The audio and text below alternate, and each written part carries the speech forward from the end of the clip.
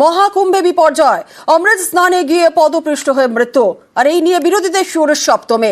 তাদের নিশানায় উত্তরপ্রদেশের যোগী সরকার। পাল্টা জবাব দিয়েছে বিজেপি।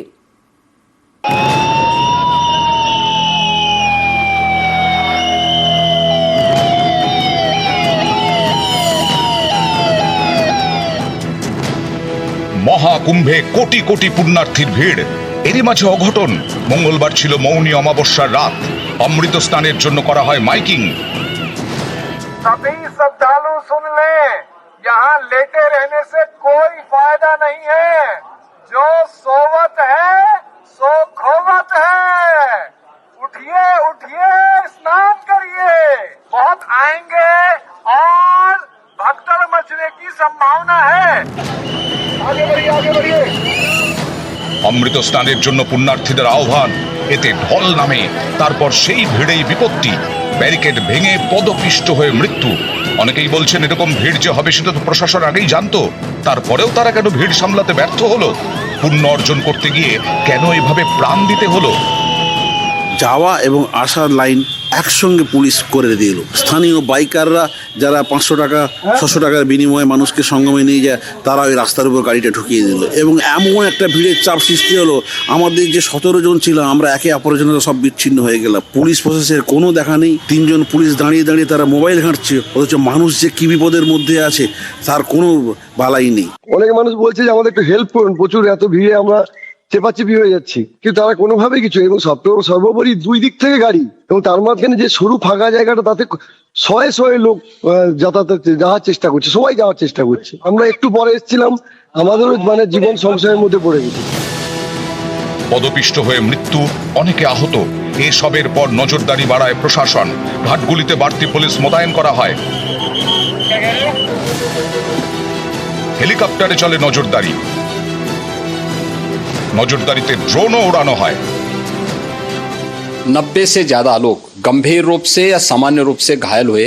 यह हादसा भारी भीड़ के द्वारा अखाड़ा मार्ग के बैरिकेटिंग्स को तोड़ने और उसके बाद उससे कूद करके जाने के कारण वहां पर हुआ है, जिसमें 30 के आसपास लोगों की दुखद मृत्यु हुई है। 36 घायलों का प्रयागराज में उपचार चल रहा है। उन सभी परिजनों के प्रति हमारी पूरी संवेदना है। অনেকেরই প্রশ্ন, আগে কেন এই তৎপরতা দেখালো না প্রশাসন? এ নিয়ে বিজেপি শাসিত উত্তরপ্রদেশ রাজ্য সরকারের বিরুদ্ধে সুর চড়িয়েছে বিরোধীরা। সমাজবাদী পার্টির অখিলেশ যাদব সোশ্যাল মিডিয়ায় লিখেছেন, মহাকুম্ভে পুণ্যার্থী এবং সাধুদের আস্থা ফেরাতে এই মেলার পরিচালন ব্যবস্থা অবিলম্বে উত্তরপ্রদেশ সরকার এবং প্রশাসনের হাত থেকে নিয়ে সেনাকে দেওয়া হোক। বিশ্বমানের ব্যবস্থা দাবি করে মিথ্যে প্রচার করা হচ্ছিল, এখন সব ফাঁস হয়ে গিয়েছে। যারা এই প্রচার করেছিলেন, দুর্ঘটনায় মৃত্যুর দায় নিয়ে তাদের পদত্যাগ করা উচিত। মমতা বন্দ্যোপাধ্যায় এক স্যান্ডেলে লিখেছেন, গঙ্গাসাগর মেলা থেকে বুঝেছি পুণ্যার্থীদের জীবনের সুরক্ষার ক্ষেত্রে এবং জনসমাগমের বিষয়ে সর্বোচ্চ পর্যায়ের পরিকল্পনা করা উচিত। যা যা অভিযোগ ওখান থেকে মানুষ করছেন, তারা বলছেন যে প্রথমে তো ওটা ধামাচাপা দেওয়ার চেষ্টা হয়েছে, খবরটাকে বেরোতে যাতে না যায়, সবকিছু স্বাভাবিক দেখাতে গিয়ে ব্যাপারটাকে না থামিয়ে নিয়ন্ত্রণে আনার বদলে সেটা আরো বেড়ে গেছে, অনেকক্ষণ ধরে চলেছে। এত মানুষকে তারা ডেকে এনেছেন, পরিকল্পনার অভাব, এত মানুষ এক জায়গায়, সম্পূর্ণভাবে উত্তরপ্রদেশ সরকার এবং তাদের পৃষ্ঠপোষক কেন্দ্রীয় সরকারের ব্যর্থতা।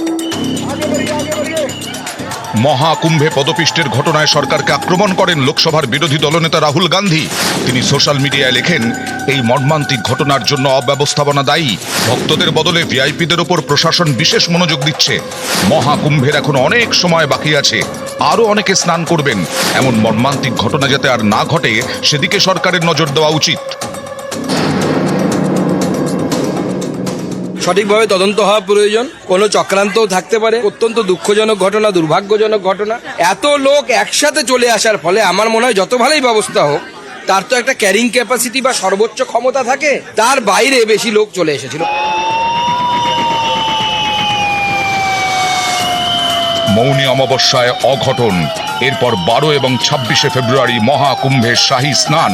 এই বিশেষ দুদিনের জন্য কি উত্তরপ্রদেশ সরকার তৈরি? এ প্রশ্নও তুলছে বিরোধীরা। নিউজ 18 বাংলা।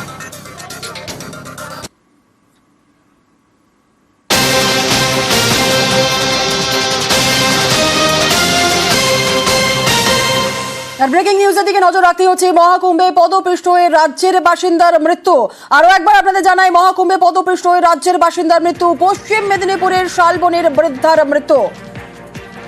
পদপৃষ্ট হয়ে মৃত্যু এবং আহত যেমন অনেক হয়েছেন আমরা খবর পাচ্ছিলাম, আর এই মুহূর্তে যে খবর আমরা পাচ্ছি পশ্চিম মেদিনীপুরের শালবনের বৃদ্ধার মৃত্যু। মহাকুম্ভে পদপৃষ্ট হয়ে মৃত্যু রাজ্যের বাসিন্দা। শঙ্কর রয়েছে আমাদের সঙ্গে। শঙ্কর, কি জানা যাচ্ছে? দেখো, দুই মেয়ে, দুই জামাই বৌমা, এক নাতনির সঙ্গে তিনি রওনা দিয়েছিলেন মহাকুম্ভের উদ্দেশ্যে। মনে একটাই স্বাদ, মহাকুম্ভের একটিবার পুণ্য স্নান করবেন। তবে সেই স্বাদ পূর্ণ হলো না বৃদ্ধার। পদপিষ্ট হয়ে মৃত্যু হলো পশ্চিম মেদিনীপুর জেলা শালবনী ব্লকের গোদাপিয়া সংলগ্ন কাছারি রোডের এলাকার বাসিন্দা বছর 78 উর্মিলার ভূঁইয়া। উর্মিলা ভূঁইয়ার যে জামাই, তার ছেলে অভিজিৎ যেটা জানিয়েছে যে বাবা সঙ্গে ঠাকুর দিদিমা তারা গেছিলেন কুম্ভের স্নানের জন্য, কিন্তু গতকাল ভোরবেলা 3টে নাগাদ সেখান থেকে ফোন আসে যে দিদিমাকে খুঁজে পাওয়া যাচ্ছে না। এই যখন দিদিমার সঙ্গে তার মাও নাকি ওই পদপিষ্টর মধ্যে পড়ে যায়, তবে ওই তার বাবা কোনো রকম তার মাকে বাঁচিয়ে নিতে পারেন, কিন্তু দিদিমাকে এরপরে খুঁজে পাওয়া যাচ্ছিল না।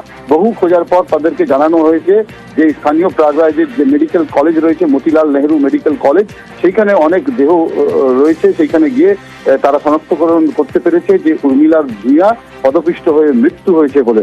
যদিও এই খবর পাওয়ার পরেই জানা গেছে যে তাদের পরিবার স্থানীয় যে সরকার তাদের কাছে আবেদন জানিয়েছিল একটি বড় অ্যাম্বুলেন্স দেওয়ার জন্য, কিন্তু তারা দিতে চাননি। পরে ছোট অ্যাম্বুলেন্স দেয়।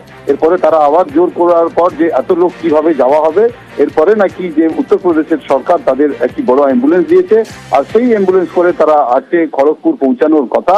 এরপরেই জানা গেছে এই যে পদপিষ্ট ঘটনায় তাদের সঙ্গে যে নাতনি গেছিল তার পায়ে বিরাট চোট পাওয়া গেছে এবং ইতিমধ্যেই তারা রওনা দিয়েছে খড়গপুরের উদ্দেশ্যে।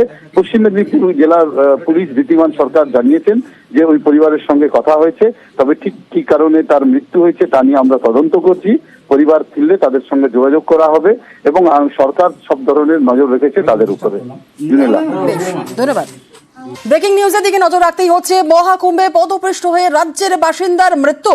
আরো একবার আপনাদের জানাই, মহাকুম্ভে পদপৃষ্ট হয়ে রাজ্যের বাসিন্দার মৃত্যু। মহাকুম্ভে মৃত কলকাতার বাসিন্দা। কলকাতার কোন এলাকার বাসিন্দা, কি তার পরিচয়, আরো বিস্তারিত জানবো। আমাদের সঙ্গে রয়েছেন আমাদের প্রতিনিধি সুদীপ্ত সেন।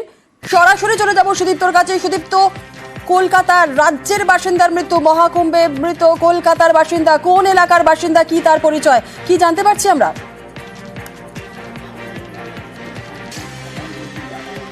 দেখো জুনেলা, তুমি জানো যে মহাকুম্ভে পদপিষ্টের ঘটনা এবং এই পদপিষ্টের ঘটনা উত্তরপ্রদেশের প্রশাসন এবং পক্ষ থেকে, সরকারের পক্ষ থেকে স্বীকার করে নেওয়া হয়েছে, যেটা 30 জন পদপিষ্ট হওয়ার ঘটনা, প্রায় 90 জনের মতো আহত হয়েছেন।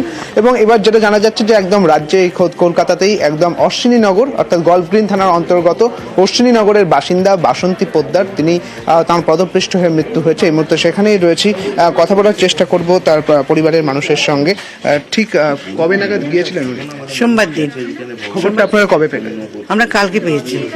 কি বলবেন এই ধরনের ঘটনা, পদপিষ্টের মতো ঘটনা? সত্যি পদপিষ্ট হয়ে গেছে, খুব খারাপ হয়েছে। আমরা ভাবতে পারিনি যে এই মানুষটা এইভাবে যাবে। এবং এখানকার প্রশাসনের আরো বেশি সজাগ হওয়া উচিত ছিল। নিশ্চয়ই আরো সজাগ হওয়া উচিত ছিল। কিভাবে হলো মানে যেভাবে হুড় করে হয়ে গেছে, মানে ব্যারিকেড মধ্যে পড়ে গেছিল, তারপর হুড়াহুড়ি হয়েছিল। জানি না ততটা, আমরা যেরকম টিভিতে শুনলাম সেই জন্য। কখন নাগাদ খবর পেলেন? আমরা বেলা 3টের সময় খবর পেয়েছি। ওর কাছে খবর এসেছিল। কখন আনা হবে দেহ কিছু জানেন? না, বললো যে এখনো ধানবাদ ছাড়িয়ে এসছে, এখন আসবে। দেখো জুনেলা, যেরকমটা জানা যাচ্ছে যে এখনো ধানবাদ ছাড়িয়ে এসে দেহ, এবং ঠিক কখন নাগাদ আসবেন তারা জানেন না। এবং পরিবারের মানুষজনের চোখে মুখে একেবারে শোকের ছায়া। জুনেলা, একেবারে ধন্যবাদ সুদীপ্ত।